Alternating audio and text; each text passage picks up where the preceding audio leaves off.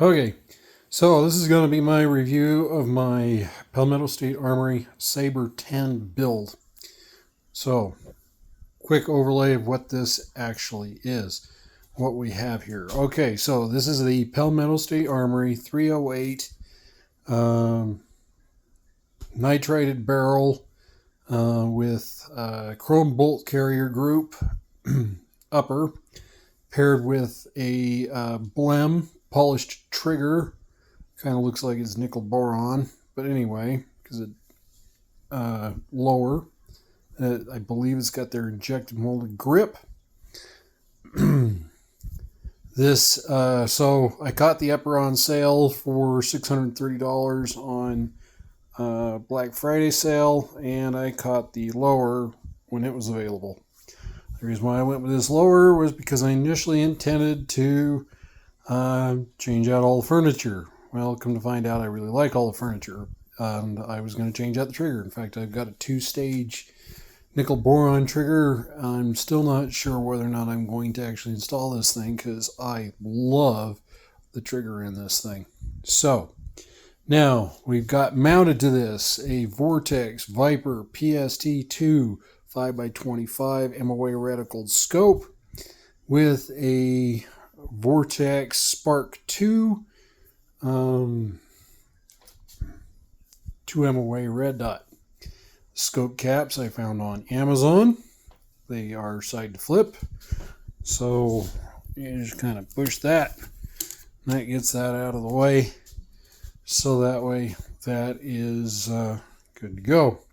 So I zeroed this thing with Igman 308 Winchester 147 grain. With both the red dot and the scope are both zeroed at 25 meters. I did that largely because that's what I've used on all the rest of my guns. And I can use the crosshairs to make up for the higher trajectory at 100 and 200 meters. And, I just like the curve of that particular zero. Anyway, so I shot multiple 3-shot groups where I had 3 shots with the Igman 147 grain 308 inside, just barely able to tell they were all going through the same hole, basically. So at least out of this particular upper, it is phenomenal. Okay, so I did do a little bit of preconditioning work on the barrel before I went and shot it. Before going out and shooting the Igman 147 grain 308s through it, I ran approximately 100 rounds of those little plastic 308s through it without cleaning the barrel. I also ran a bore brush down it approximately 60 times without lubrication. So I did look down the barrel when I first picked it up. It looked like there was a couple little pieces of debris in there, so I would stick the bore brush down the rod from front to rear, put the brush on it, pull it up. Never at any point in time did I push the bore brush backwards. The bore brush was always ran the same way the bullet would be going through. I then took this weapon out to 100 yards. Okay, technically 100 meters, because that's what I've got my stuff calibrated for, and shot repeated 3-shot groups using the 308 150 grain black blade or blade black tip by AAC saber ammunition.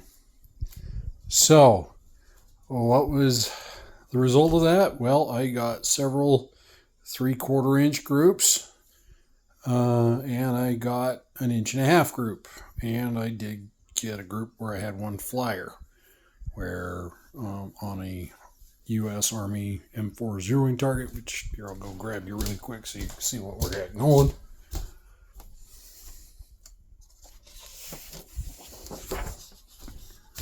So I was able to stick a couple of 3-shot groups right up in here.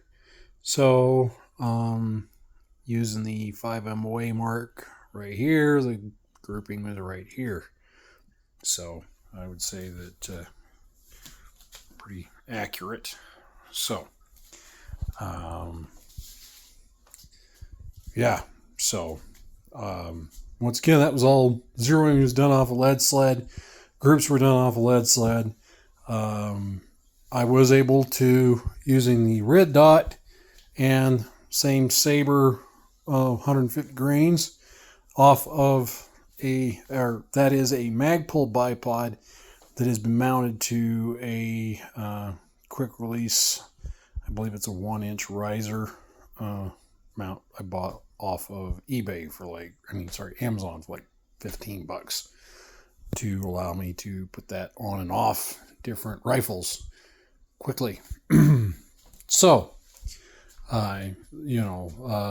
using the bipod and that red dot, obviously aiming about, just kind of about 6 inches low, I was able to decimate 4 milk jugs out of the bipod within about 10 seconds, give or take, using, once again, the saber ammunition.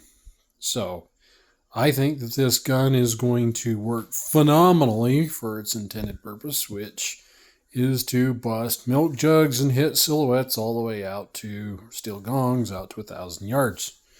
So, this is prior to this, I've been basically busting milk jugs out to 300, 350 yards, meters, give or take, whatever you want. Like I said,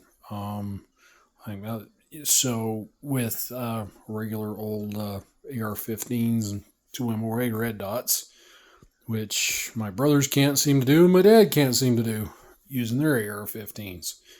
So, which I would say is pretty good.